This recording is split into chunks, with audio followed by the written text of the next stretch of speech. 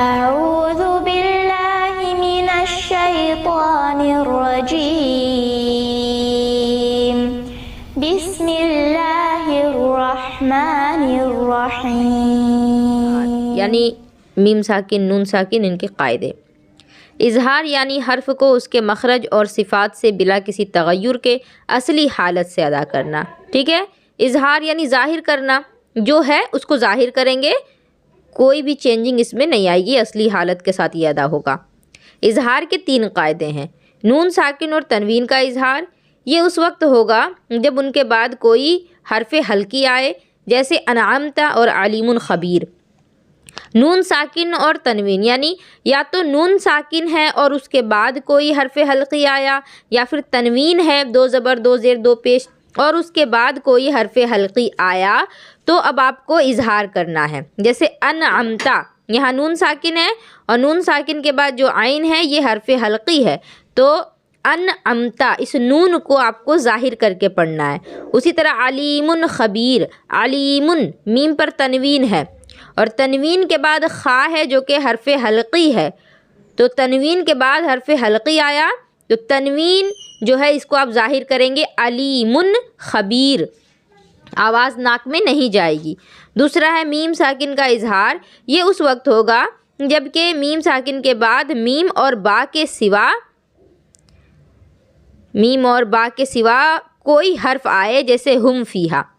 میم ساکن کا اظہار اس میں کیا ہے، ہم میں دیکھیں آپ میم ساکن ہے اور میم ساکن کے بعد جو حرف آیا ہے وہ فا ہے، اور کیا بتایا گیا کہ میم ساکن کے بعد میم کے علاوہ اور با کے علاوہ کوئی حرف ہو، تو با اور میم کے علاوہ یہاں پر فا موجود ہے، تو یہاں آپ کو میم کو ظاہر کرنا ہوگا. یہ ساکن میم جو ہے یہ ظاہر کریں گے. ہم فیہا بالکل صاف صاف پڑھیں گے، ناک سے نہیں پڑھیں گے. تیسرا ہے لام تعریف کا اظہار، یہ اس وقت ہوگا جب کہ اس کے بعد کوئی حرف حروف قمریہ ابغی حج کا خفہ عقیمہ میں سے آئے. حروف قمریہ ان کو کہتے ہیں، یہ حمزہ، با، غین، ہا، جیم، کاف، خا، فا، عین، قاف یا میم ہا، یہ حروف جو ہیں ان کو حروف قمریہ کہا جاتا ہے. تو لام تعریف کے بعد یعنی لام ساکن ہے اور اس کے بعد اگر ان میں سے کوئی حرف آ جائے تو کیا کہیں گے، لام تعریف کا اظہار ہوگا. والقمر، یہاں آپ دیکھیں ول لام ساکن ہے، لام ساکن کے بعد قاف ہے، اور یہ حروف جو ہے ابغی حج کا و خفہ عقیمہ، ان میں آپ دیکھیں یہاں قاف موجود ہے. تو بات سمجھ میں آ گئی کہ لام تعریف کے بعد، لام تعریف کہتے ہیں لام ساکن کو، یہاں آپ دیکھ لیں لام ساکن ہے، اس کو لام تعریف کہہ رہے ہیں، ٹھیک ہے نا. تو اب لام تعریف کے بعد ان میں سے حرف ہے کہ نہیں، تو دیکھ لیجئے قاف ہے، تو یہ لام جو ہے آپ کو پڑھنا ہے والقمر. ورنہ قرآن شریف میں بہت جگہ لام لکھا ہوتا ہے لیکن اس کو پڑھتے نہیں ہیں، وہ بھی سمجھاؤں گی. یہاں والقمر لام ہے، اس کو آپ کو ظاہر کر کے پڑھنا ہے. ہر قاعدے کی صرف 1-2 مثالیں اس وجہ سے لکھی جاتی ہیں تاکہ پڑھنے والا خود قاعدہ یاد کر کے مثالیں تلاش کریں. ٹھیک ہے، اب یہ قاعدہ جو یہاں آپ کو بتایا گیا نا کہ لام تعریف کا اظہار اس وقت ہوگا جب اس کے بعد حروف قمریہ میں سے کوئی حرف ہے. تو قرآن پاک میں اس طرح کا آپ لوگ ڈھونڈیں، اس طرح کے الفاظ ڈھونڈیں کہ لام اس طرح ساکن ہو اور اس کے بعد کون سا حرف ہے، اس کو تلاش کیجئے.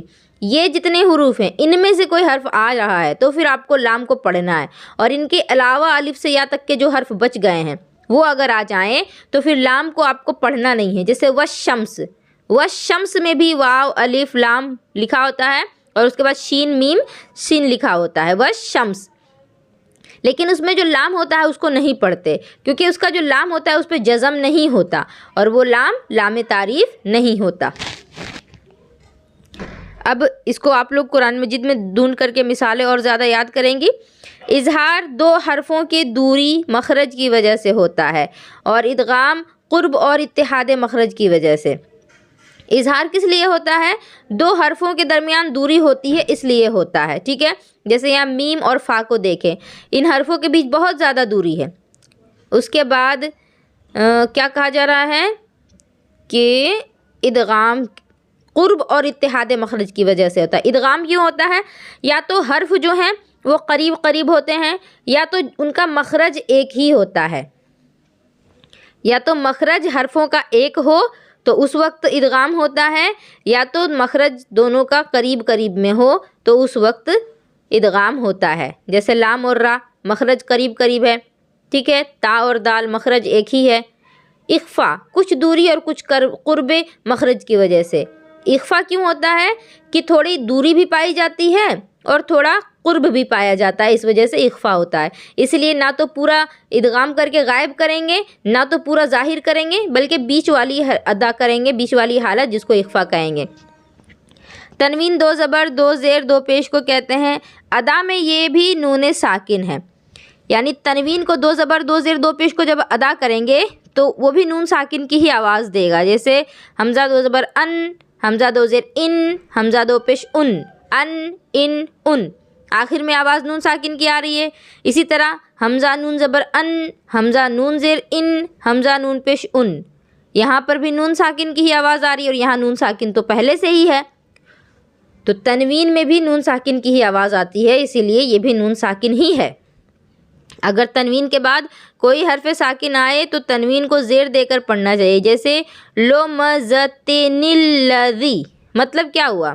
تنوین کے بعد کوئی حرف ساکن آئے، یہاں جو لمزتی ہے نا، یہ 2 زیر تھا، اس پر لمزتن تھا، ٹھیک ہے، اور اس کے بعد جو حرف ہے لذی، اس کا لام ساکن تھا، کیونکہ لام پر تشدید ہے نا، اور تشدید والا حرف پہلی مرتبہ میں ساکن پڑھا جاتا ہے، دوسری مرتبہ میں اس کی حرکت کو پڑھتے ہیں۔ تو یہاں پر یہ تو قاعدہ پایا جا رہا ہے کہ تنوین کے بعد والا حرف ساکن ہے، تو اب آپ کو کس طرح پڑھنا ہوگا؟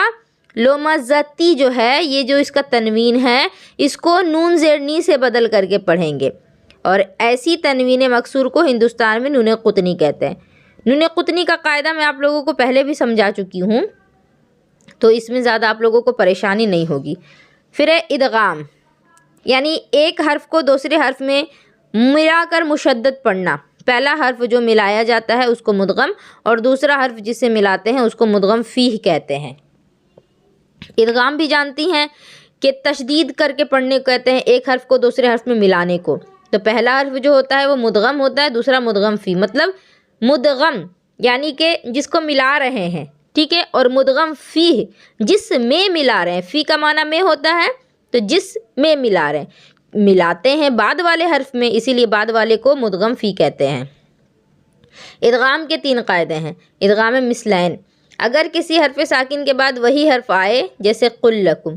مثلین کب ہوگا؟ مثل کے معنی ایک جیسا ہوتا ہے، تو ایک جیسے 2 حرف ہیں ان کو کب ادغام کریں گے؟ جب کسی حرف ساکن کے بعد وہی حرف دوبارہ آ جائے، جیسے قل کا لام، یہ ساکن ہے، اور اس کے بعد پھر لام آ گیا، تو لام اور لام دونوں ایک ہی حرف جمع ہو گئے، اور قل کا لام ساکن ہے اور لکم کے لام پر تشدید ہے، مطلب کہ لکم کا لام جو ہے وہ بھی پہلی مرتبہ میں ساکن ہوا، تو یہاں 3 لام جمع ہو گئے، ایک قل کا لام اور لکم کا 2 لام، کیونکہ لام پر تشدید ہے، تو 3 لام ایک ساتھ ہو رہے ہیں تو پڑھنا ممکن نہیں ہوگا، اسی لیے یہاں ادغام کر دیا جائے گا، قل لکم پڑھیں گے۔ ادغام متجانسین، اگر ایک مخرج کے 2 حرف جمع ہوں اور پہلا ساکن ہو، مثلا قد تبینا وَإِذْ ظَلَمُوا وَيَلْحَظْ ذَلِكَ وَقَالَتْ طَائِفَةٌ وَارْكَبْ مَعَنَا اُجِبَتْ دَعْوَتُكُمَا احد، اس کا کیا مطلب ہوا؟ ادغام متجانسین، اگر ایک مخرج کے 2 حرف جمع ہوں اور پہلا ساکن ہو تو ادغام کریں گے، جیسے دیکھیں دال اور تا دونوں کا مخرج ایک ہی ہے، اور یہاں پہلا حرف دال ہے جو کہ ساکن ہے۔ اذ ظلموا، زال اور زو دونوں کا مخرج ایک ہی ہے، اور پہلا حرف زال ہے جو کہ ساکن ہے۔ اسی طرح یلحظ ذالک، سا اور زال دونوں کا مخرج ایک ہی ہے، اور پہلا حرف جو ہے سا وہ ساکن ہے۔ قالت طائفہ، تا اور تا، وارکب معنا، با اور میم، اجبت دعوتکما، تا اور دال، اور احط، تا اور تا، یہ سب مخرج ان کا ایک ہے، اور پہلے والا جو حرف ہے وہ ساکن ہے، تو اس صورت میں ادغام متجانسین ہوگا۔ اور ادغام متقاربین، اگر 2 حرف قریب المخرج 2 کلمہ کے جمع ہوں، متقاربین یعنی قریب، تو 2 حرف ہیں جن کا مخرج جو ہے وہ قریب قریب ہے، اور دونوں الگ الگ کلمے میں ہیں، تو اور پہلا جو ہے وہ ساکن ہے، جیسے قر ربی. لام اور را، لام اور را کا مخرج قریب قریب ہوتا ہے، ٹھیک ہے. اور قل ایک الگ کلمہ ہے، ربی ایک الگ کلمہ ہے. بات یہی والی آ گئی. دو حرف قریب المخرج، قاف لام اور را، دو حرف ہیں جن کا مخرج قریب قریب ہے. یہ دونوں جمع ہیں اور جو پہلا ہے وہ ساکن ہے. تو را اور لام میں لام جو ہے پہلے وہ ساکن ہے. تو اب یہاں ادغام متقاربین ہوگا. قر ربی، لام کو نہیں پڑھیں گے. والشمسی، یہاں بھی آپ دیکھیں والشمسی، من والن محمد الرسول اللہ علم نخلقکم، ان سب میں مخرج جو ہے یہ قریب قریب میں واقع ہے، ٹھیک ہے. اب لام تعریف اور میم ساکن اور نون ساکن اور تنوین کا ادغام انہی تینوں قسمیں میں مندرج ہے. لام تعریف، میم ساکن، نون ساکن اور تنوین کا ادغام، یہ سب جو ہے، یہ جو قسمیں بتائی گئیں مثلین اور متجانسین متقاربین، اسی میں ہے سب. لام تعریف جیسے کہ آپ ابھی لام تعریف یہاں پر پڑھی نا والقمر، تو یہاں تو ادغام نہیں ہوا، یہاں تو اظہار ہوا. اور لام تعریف کا ادغام کا مثال آپ یہاں دیکھ لیں والشمس، والشمس یہاں ہو جا رہا ہے ادغام. کیوں؟ یہاں پر بھی تو لام ہے، لیکن لام کے بعد جو حرف ہے وہ شین ہے، اور ابغ حجہ و خفا کیما میں شین نہیں آتا، تو اسی لیے یہاں لام تعریف کا ہو جائے گا ادغام. میم ساکن کا ادغام کہاں ہو رہا؟ جیسے کہ علم نخلقکم، یہاں پر نہیں. میم ساکن کا دیکھ لوں میں ذرا. قر ربی والشمسی من وال محمد الرسول اللہ، اس میں نہیں ہے. ہاں ورکب معنا، یہاں دیکھیں میم ساکن کا ادغام ہوگا. میم جو ہے اس پر تنوین ہے، تشدید ہے، اور تشدید میں پہلی مرتبہ جو میم آئے گا وہ ساکن ہوگا. اس کے بعد نون ساکن کا، جیسے من وال، نون ساکن ہے، اس کا بھی ادغام ہو رہا ہے. تنوین کا ادغام محمد الرسول اللہ، دال پر تنوین ہے اور تنوین کا ادغام ہو رہا ہے را میں. تو یہ سب کچھ انہی مثالوں میں ذکر کر دیا گیا ہے. لیکن لام فعل اور مدہ اور حلقی غیر مثلین کا ادغام نہیں. یہ جو فا عین لام، اس کا جو لام ہے، یا پھر یہاں مراد یہ لے سکتے ہیں فعل کا لام، یعنی کہ فعل جیسے کہ ضربہ ایک فعل ہے، نصرہ ایک فعل ہے، کرما ایک فعل ہے، تو اس کے جگہ پر کوئی ایسا فعل آ جائے جس کے آخر میں لام ہوتا ہے. مثلا فعل، فعل اس نے کیا، ٹھیک ہے، لام آخر میں ہے. تو اسی سے آپ سمجھیے کہ لام فعل اور مدہ، مدہ یعنی حروف مدہ، اور حلقی غیر مثلین یعنی حروف حلقی جو ہیں جو کہ مثلین نہیں ہیں، یعنی جن کا مخرج ایک ہی نہیں ہے. حروف حلقی میں حروف 6 ہیں اور مخرج 3 ہے نا. اور مثلین کون کون ہو جائے گا؟ حروف حلقی میں حمزہ اور ہا یہ مثلین ہو جائے گا، عین ہا مثلین، غین خا مثلین، کیونکہ دونوں کا مخرج ایک ہی ہے. تو غیر مثلین ہو جیسے کہ خا ہو اور حمزہ ہو، تو یہ الگ الگ ہو گیا. حروف حلقی تو ہے لیکن الگ الگ ہو گیا نا، کیونکہ خا کا مخرج حلق کا اوپر والا حصہ ہے اور حمزہ کا مخرج حلق کا نیچے والا حصہ ہے. تو حلقی ہیں لیکن مثلین نہیں ہیں، تو ان کا ادغام نہیں ہوتا ہے، ٹھیک ہے، ان میں ادغام نہیں پایا جاتا. اور بروایت حفص رحمۃ اللہ علیہ والقرآنی اور نون والقلم میں ادغام نہیں. والقرآن یہاں جو لام ہے اس میں آپ کو ادغام نہیں کرنا، اور نون والقلم یہ جو سورہ قلم ہے اس میں بھی نون میں آپ کو ادغام نہیں کرنا. ادغام متجانسین اور متقاربین میں ادغام کے لیے مدغم کو مدغم فی کی جنس سے کرنا ضروری ہے. ادغام متجانسین اور متقاربین کی بات ہو رہی ہے. یہاں جو ابھی ہم لوگ پڑھ چکے ہیں متجانسین اور متقاربین، ان میں کیا کرنا ہے؟ مدغم اور مدغم فی کو دونوں کو ایک ہی جنس کا کرنا ہوگا، تبھی ادغام کر سکتے ہیں. یا تو مخرج سیم ہونا چاہیے یا تو حرف ہی سیم ہونا چاہیے، ٹھیک ہے، یا تو اس وقت پھر ادغام ہوگا. جیسے کہ یہاں کیا بتایا جا رہا ہے، دوبارہ دیکھ لیں. ادغام متجانسین اور متقاربین. متجانسین یعنی جن کا مخرج ایک ہی ہے، دونوں ایک ہی جگہ کے ہیں. متقاربین جن کا مخرج قریب قریب ہے۔ ادغام کے لیے مدغم کو مدغم فی کی جنس سے کرنا ضروری ہے۔ ان میں جب ادغام کرنے لگیں گے نا تو جو پہلے حرف آتا ہے اس کو بعد والے حرف کی طرح بنانا پڑے گا، تبھی جا کر کے ادغام ہوگا۔ اگر مدغم بالکل مدغم فی کی جنس سے ہو جائے تو اس کو ادغام تام کہتے ہیں، ورنہ ناقص۔ جیسے یہاں دیکھیں آپ، ایک ہی جنس کا کرنا ہوتا ہے دونوں کو نا، سا اور زال، حرف تو الگ ہیں لیکن مخرج ایک ہے، ٹھیک ہے؟ تو اب یہاں آپ کو جب آپ ادغام کریں گی تو سا اور زال دونوں کی آواز تو نہیں آئے گی، آواز صرف ایک کی آئے گی، یلحظ ذالکا، زال کی صرف آواز آئے گی۔ مطلب سا کو آپ نے پوری طرح سے زال بنا دیا، سا ہے مدغم، زال ہے مدغم فی، ٹھیک ہے؟ تو مدغم کو آپ نے مدغم فی کے جنس کا بنا دیا، بالکل ایک کر دیا۔ یہ متجانسین میں ہو گیا، متقاربین میں بھی ہوگا اسی طرح۔ تو جب بالکل ایک جنس کا ہو جائے گا تو ادغام تام ہوگا۔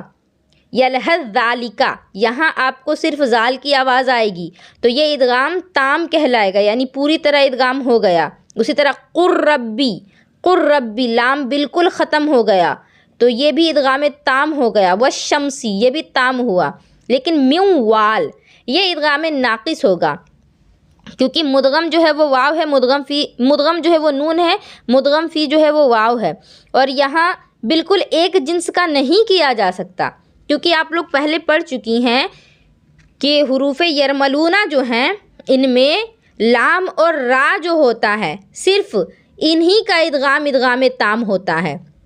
اس کے علاوہ یا، میم، نون اور واو جو ہے ان میں ناقص ہوتا ہے، یہاں نون کی آواز باقی رہے گی۔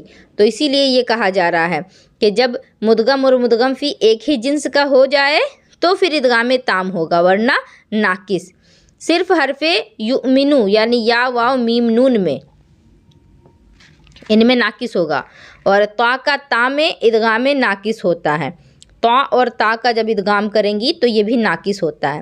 باقی کل ادغام تام ہے، جیسے میں بتائی نا یلحظ ذالکا، یہاں پر بھی ادغام مکمل تھا، تام تھا، سا کو نہیں پڑھا گیا، پوری طرح سے زال کو پڑھیں۔ الم نخلقکم، یہاں بھی کاف کا کاف میں ناقص بھی جائز ہے مگر تام اولا ہے، یہاں کنڈیشن دونوں ہے لیکن بہتر یہی ہے کہ تام کریں۔ اور صرف حرف یؤمن میں یعنی یا، واو، میم، نون میں ادغام باغنہ ہوتا ہے، یعنی ان میں ادغام جو ہے جب ناقص ہو رہا ہے تو آپ کو غنہ بھی کرنا ہے، باقی کل ادغام بے غنہ ہوتا ہے، کیونکہ وہاں نون کی بات ہی نہیں آتی ہے، غنہ والے حروف ہی نہیں پائے جاتے ہیں۔ جب نون اور میم مشدد ہوں تو ان میں غنہ واجب ہے، جیسے اننا، اما، ٹھیک ہے؟ نون اور میم پر جب تشدید آ جائے تو غنہ کرنا ضروری ہے۔ تو آج کے لیے اتنا ہی رہنے دیا جاتا ہے۔